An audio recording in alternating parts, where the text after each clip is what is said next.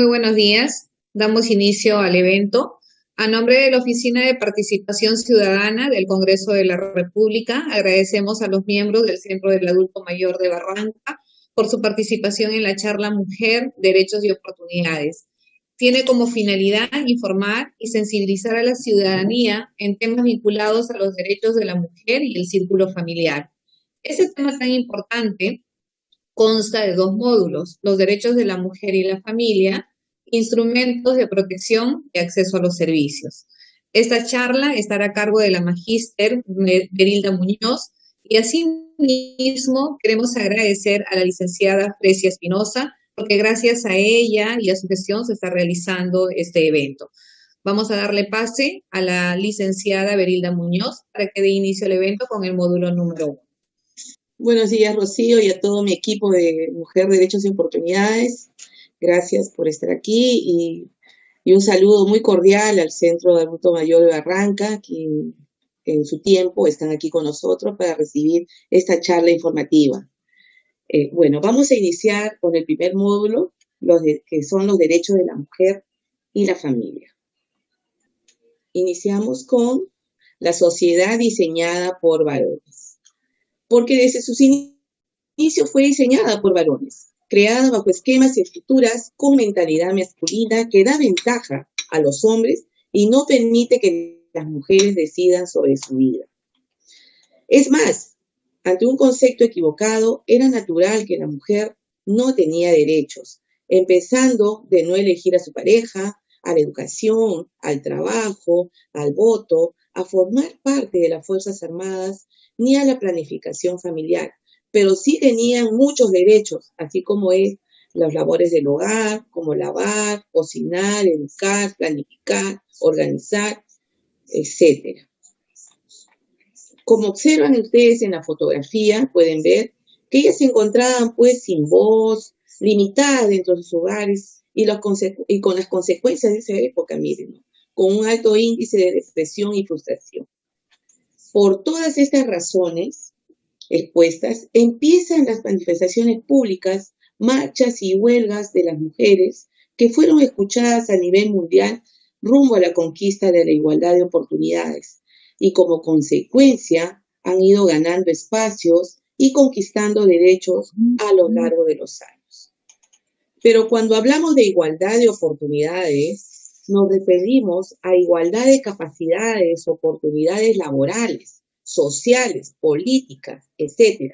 Pero estas igualdades se deben tomar en cuenta el respeto y la consideración de las diferencias reales entre el hombre y la mujer. Por todas estas razones y derechos que ellas han venido obteniendo a través del tiempo, se conmemora el 8 de marzo como el Día Internacional de la Mujer. Ahora, en cuanto a la educación aquí en el Perú, ¿no? La Universidad Mayor de San Marcos, como primera universidad de Lima, se fundó en el año de 1551. Miren. Recién en el año de 1908 se autorizó el ingreso a la mujer. Es decir, tuvo que pasar 357 años para que puedan ingresar a esa casa de estudios. Y en esta oportunidad voy a mencionar a María Trinidad Enríquez Ladrón de Guevara, cusqueña. Pocos conocen su historia, pero fue la primera mujer en cursar estudios universitarios en el Perú y Sudamérica. En 1874 solicitó su ingreso a la universidad, quería ser abogada. En el año 1878 se graduó como bachiller en jurisprudencia, no como abogada, porque en esa época estaba prohibido entregar un título profesional a las mujeres. Fíjense. Ahora vamos a la Constitución Política del Perú.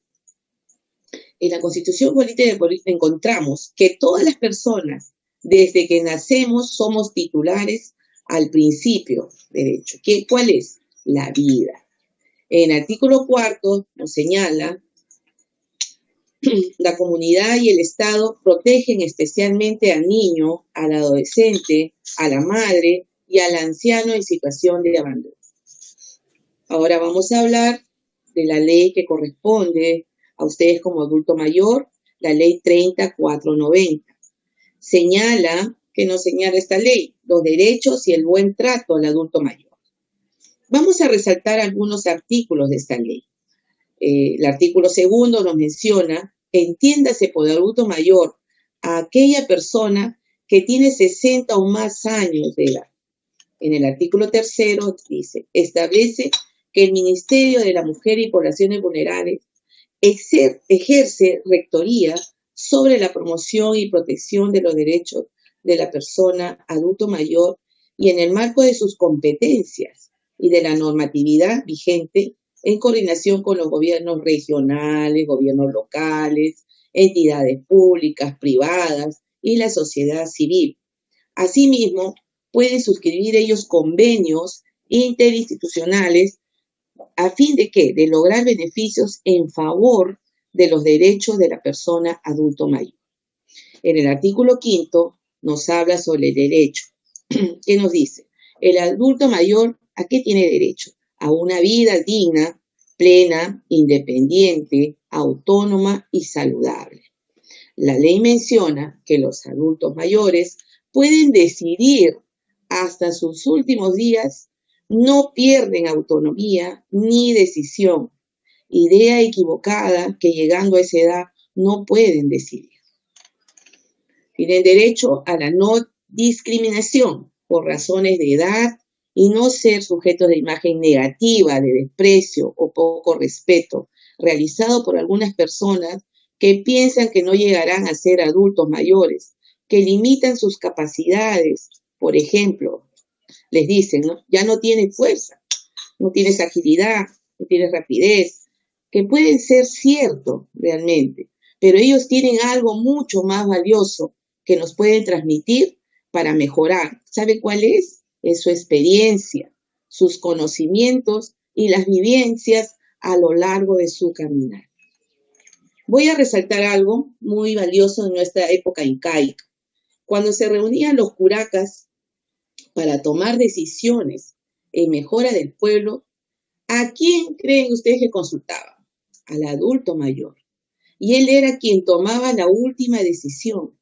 En esos tiempos se revalorizaba mucho a las personas de mayor edad, que con el tiempo se ha ido perdiendo este gran valor que es la experiencia, su conocimiento y vivencia a lo largo del tiempo. En el artículo 7 tenemos los deberes de la familia hacia el adulto mayor. ¿Qué nos menciona? Dice, la familia debe velar por su integridad física, mental y emocional, asimismo satisfacer sus necesidades básicas de salud, vivienda, alimentación, recreación y seguridad. Involucrados, tenemos que nosotros involucrarnos en las diferentes actividades que organicemos, como recreación, tiempo libre, tiempo de ocio. Ellos son parte de la familia, ya que lo más importante para ellos es pasar más tiempo con sus hijos, sus nietos y todos los integrantes de la familia. No se debe abandonar, no los debemos abandonar a su suerte, dejándolos solos, ¿no? Falta que puede ser también denunciado por ellos, ¿no? Si viven con sus hijos, adecuar sus espacios en casa para desplazamiento y su mejor confort. Y si no viven con los hijos, visitarlos periódicamente. Eso es lo que se recomienda, ¿no? Si se encuentra, por ejemplo, digamos, muchas veces, pues, están en un albergue, ¿no? Están en salud, asilos, casa de reposo, y cuentan con familia ellos, visitarlos periódicamente, no abandonarlos y dejarle la responsabilidad al centro de atención. Si nosotros notamos que en el centro de atención hay alguna discriminación, abuso de parte de los servicios que brindan, los hijos tienen derecho de denunciar para que se brinden adecuados servicios en bienestar del adulto mayor. Tener en cuenta que todo empieza desde el hogar con el ejemplo. Seguimos.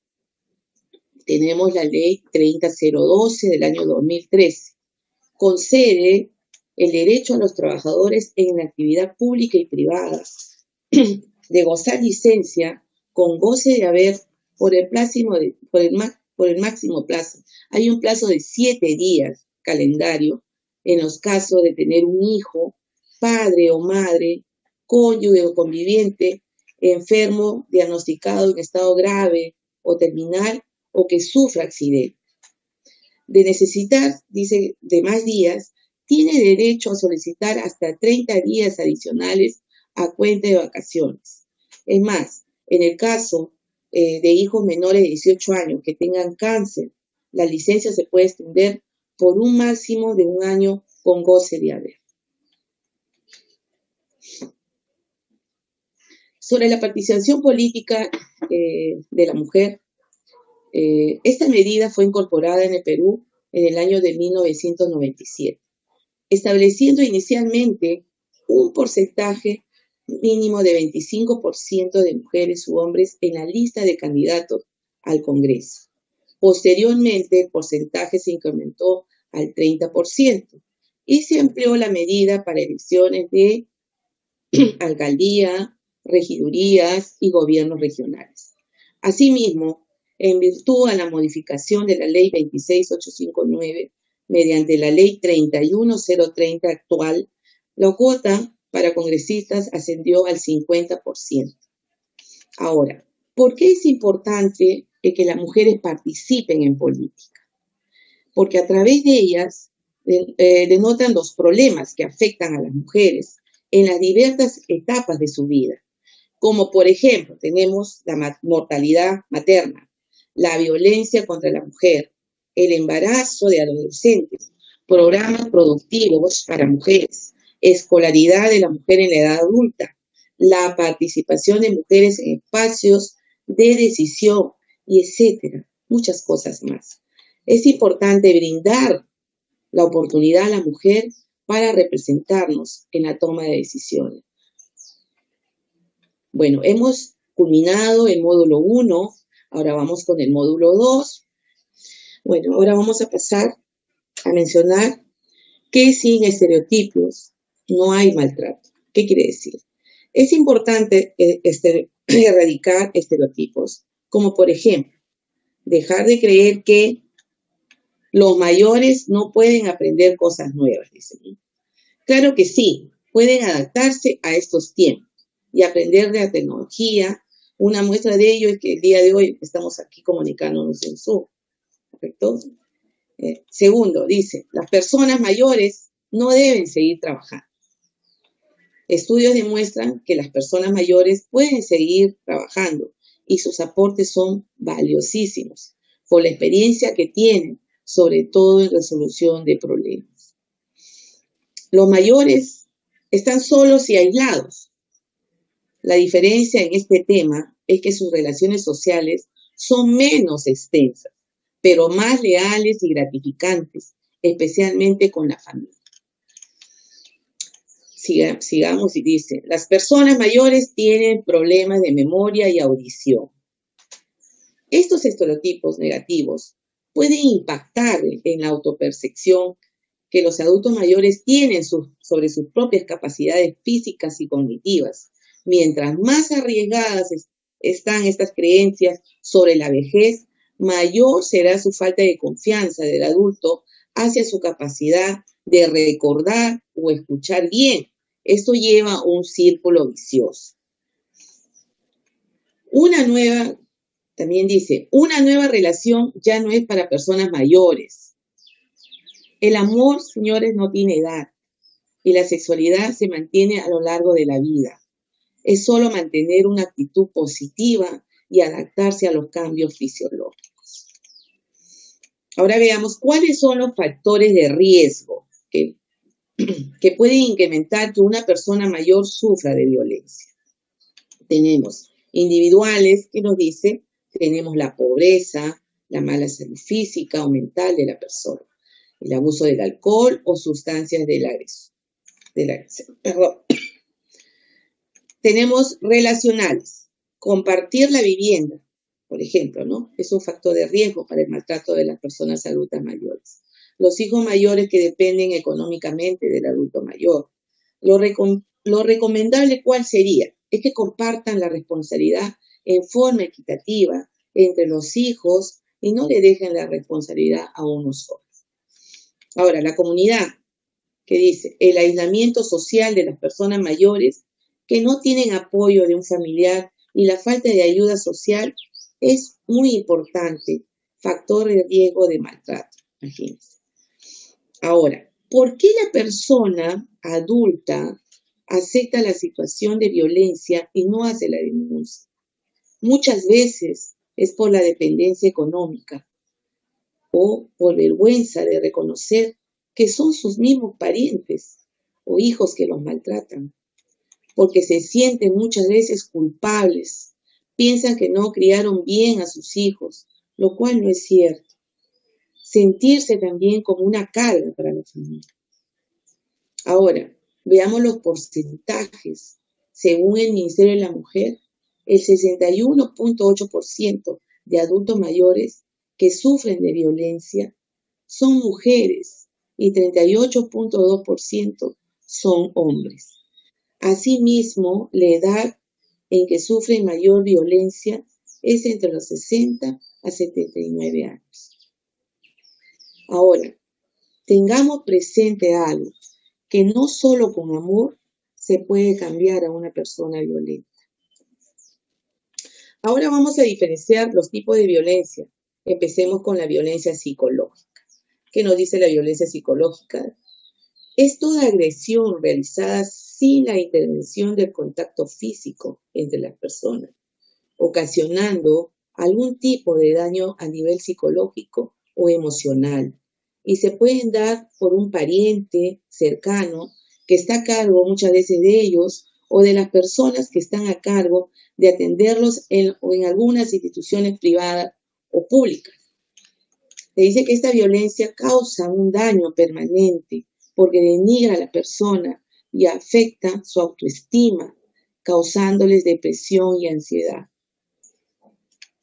Para mí, esta violencia psicológica es la más letal que existe. Como no se ve, es algo invisible, es algo que se va mellando en ti y va deteriorando a la persona. Ahora, la violencia física es todo daño, que causa esto pues físicamente, ¿no? Y esto sí deja huellas. Por ejemplo, son los empujones, los golpes, los puñetes, las patadas, etc. Ahora vamos con la violencia económica o patrimonial. Consiste en quitar o esconder los bienes en común. Pueden darse también cuando los hijos manejan el dinero del padre o la madre, en este caso muchas veces la pensión. Que no le pase la manutención de los padres cuando ellos no tienen un ingreso. Los hijos están obligados a pasarles una pensión. Asimismo, es común que los hijos quieran disponer de los bienes de los padres hasta botarlos de la casa muchas veces. La violencia sexual que nos menciona dice cualquier acto que delega el cuerpo y la sexualidad de la persona.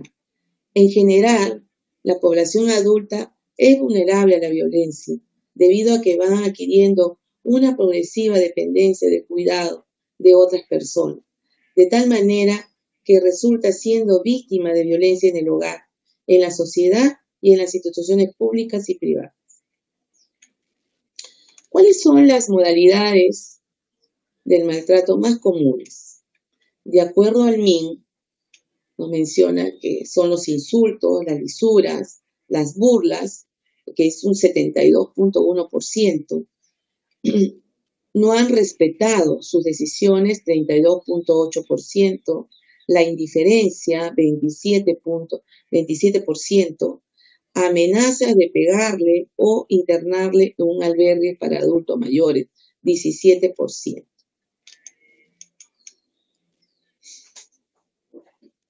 ¿Quiénes cometen violencia en contra del adulto mayor? Miren, tenemos al hijo el 29.4%, al esposo el 26.7%, a la hermana el 9.4%, la nuera 3.8%. Cuando una persona, nos dicen, sufre de violencia, muchas veces se siente culpable por lo que sucede. No sabe muchas veces qué hacer, a quién acudir, para que pida ayuda, a quién contarle, muchas veces por vergüenza, y se sienten culpables por hacer las denuncias porque no quieren que sus parientes, sus hijos, principalmente se perjudiquen. Eso sucede muchas veces. En los niños cuando hay problemas de violencia, por ejemplo, ellos también se sienten culpables, ¿no? Dicen, si ellos pelean, están así por mí, ¿no? Si yo no hubiese nacido, ellos no pelearían. O sea, esa es la culpabilidad de ellos. Y aquí, en los adultos mayores, ellos también se sienten así, culpables. Si ellos no estarían, no hubiera peleas, estarían de repente más felices las parejas, ¿no? Bueno, eso es lo que ellos sienten también. Ahora, ¿dónde podemos acudir si en caso sufren violencia? Al Centro de Emergencia Mujer, donde van a encontrar a los profesionales especializados en el tema, que hacen un trabajo integral, como son la psicóloga, el abogado, la trabajadora social, ¿correcto? Ahora, ¿quiénes le van a brindar el asesoramiento psicológico y legal? También tenemos al CHAC 100, donde podrán obtener asesoramiento de los profesionales hasta las 10 de la noche. Y también tenemos la línea 100, que funciona durante todas las 24 horas del día.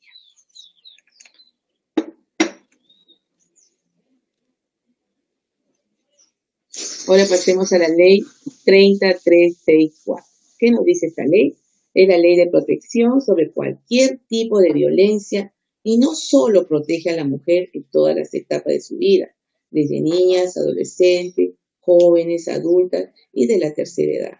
Y también protege a su círculo familiar, es decir, esposo, padre, madre, hijos, hijas, etc. Aquí no solamente la mujer sufre pues, es violencia, ¿no? También sufre el hombre. El hombre, las personas con discapacidad, las personas con, por ejemplo, vulnerables, ¿no? O sea, y aparte de que también están incluidos todas las personas que no tienen ya un vínculo dentro del hogar, pero han tenido hijos y todo ello, ¿no? Todos ellos están comprendidos en la ley 30364. Si alguna persona mayor sufre violencia, ¿quiénes pueden hacer la denuncia? La víctima, la familia, un amigo, el vecino, es decir, cualquier persona, porque tenemos el derecho de vivir sin violencia. Ahora, si nosotros escuchamos, por ejemplo, violencia al costado de mi casa, por ejemplo, mi vecino se pelea y escucho más, cada día más, ¿yo tengo el derecho de denunciar? Claro que sí, porque sí. ¿Qué pasaría si le pasa algo al vecino? Si le pasa algo a la vecina. Yo también soy cómplice, ¿correcto? Cómplice, ¿por qué? Porque en su momento no lo denuncié y pude haber salvado la vida. Cuando uno va a denunciar, ¿nos solicitan el DNI? No, en ese momento no se necesita el DNI, solamente para el proceso ya siguiente. ¿Dónde y cómo denunciar? Tenemos para denunciar, era el anterior, Rocío, discúlpame. ¿Dónde y cómo denunciar? Tenemos al Juzgado de Familia, Juzgados Mixtos, a la Policía Nacional de Perú, la Fiscalía de Familia, o sea, equivalente las 24 horas del día. Y se puede denunciar de manera verbal o escrita. Tenemos también otras formas de denunciar. En estos momentos de emergencia sanitaria, la Fiscalía de la Nación ha aprobado la resolución número 672 del 2020, que dispone de 34 fiscalías para la recepción de denuncias por mensajería instantánea y otros medios tecnológicos. ¿Qué sucede después de la denuncia? Se debe aplicar la ficha de valoración luego de la denuncia, porque ahí se establece el grado de riesgo que corre la víctima, si es leve, moderado o grave, para que el juez dicte las medidas correspondientes. ¿De qué? De protección.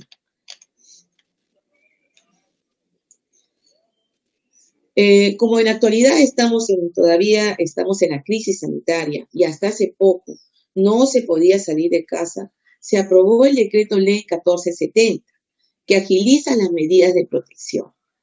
Antes, por ejemplo, se tenía que esperar hasta 72 horas para dictar las medidas de protección. Ahora solamente es de 24 horas como máximo. Ahora también se pondrá énfasis ahora en el retiro del agresor de la vivienda de la víctima. No podrá acercarse a una distancia determinada. La prohibición de la comunicación, cualquier medio tecnológico, el traslado a la víctima a un lugar de refugio, o todo lo que las medidas que pueda ordenar el juez que sean necesarias para esa persona.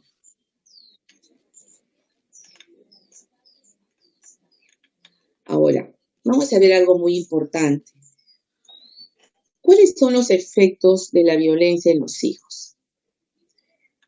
Los niños o niñas que presencian la violencia ejercida entre sus padres corren el riesgo muy grave de tener problemas de salud mental, tanto físicas, emocionales, a largo plazo, ya que hiere a ellos su autoestima.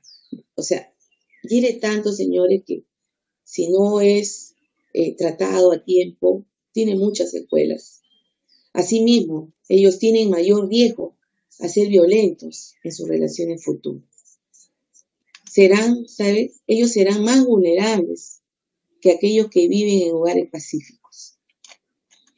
Si bien es cierto, no es una tarea fácil educar a un hijo, es importante proyectarse en su futuro, evitándole situaciones confusas de violencia y traumas emocionales, pues ellos, a la larga, son una proyección de lo que recibieron en su infancia. Ahora veamos, todos reaccionamos ante la violencia, claro que sí, pero no la prevenimos. La prevención está en la educación. ¿Y la educación de dónde nace? Del hogar. ¿Y lo complementa quién? El colegio. Sigamos.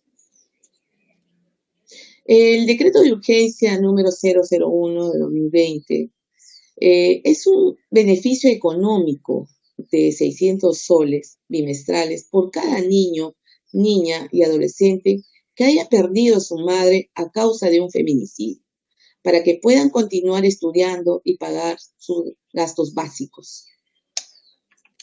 Aquí culminamos con el módulo 2. Ahora, vamos a ver un poquito de las claves para levantar el autoestima del adulto mayor. Las actividades que realizaban antes, en tiempos normales, actualmente están suspendidas. ¿Por qué? Porque ahora tenemos que estar en casa, cuidándonos, ¿para qué? Para prevenir el contagio, y muchas veces nos sentimos muy deprimidos, ¿correcto? Pero eso depende de nosotros, levantar nuestra autoestima. Por ejemplo, seguir sociabilizando por medio de las redes, pedirle, de hecho que no sabemos, ¿no? Pero pedir a nuestros hijos, nietos, que te creen una página de Facebook, de Facebook, de WhatsApp, ¿no? Y aprendas a utilizarlos para que te comuniques con tus seres queridos y sentir que están cerca de ti, ¿correcto? Ahora, también sociabiliza mucho con tus familiares. Si puedes, haz ejercicios en tu casa, acomoda un sitio como para poder, no necesariamente algo fuerte, ¿no? Sino algo como que vamos articulando nuestros bracitos, nuestras piernitas, como estirando para la circulación y todo eso, ¿no? También es importante no descuidar nuestra imagen, o sea, arreglarse para ti, más que todo para ti y también para la familia, ¿no? Realiza las actividades que te hacen sentir útil, que te hagan feliz. Eso es lo importante. Y acá lo rescatable de todo, estimados señores, estimados del CAN Barranca, que es un gusto de tenerlos hoy día. Lo importante aquí es que todavía tenemos vida. Y mientras hay vida, podemos hacer muchas cosas. Sean felices, porque la felicidad es un momento, yo sé. Pero si nosotros pensamos que lo podemos hacer, vamos a traer cosas buenas. Lo importante es no caer. Y si nos caemos, nos levantamos más grandes. Muchas gracias, ha sido un honor y un placer estar aquí con ustedes. Que tengan un bonito día. Muchas gracias. Les decía, agradecer a la licenciada Berinda Muñoz y comprometerla para siempre estar en comunicación y programar una nueva charla sobre los derechos de los adultos mayores específicamente. Gracias por la dinámica también. Un abrazo para todas, un lindo día.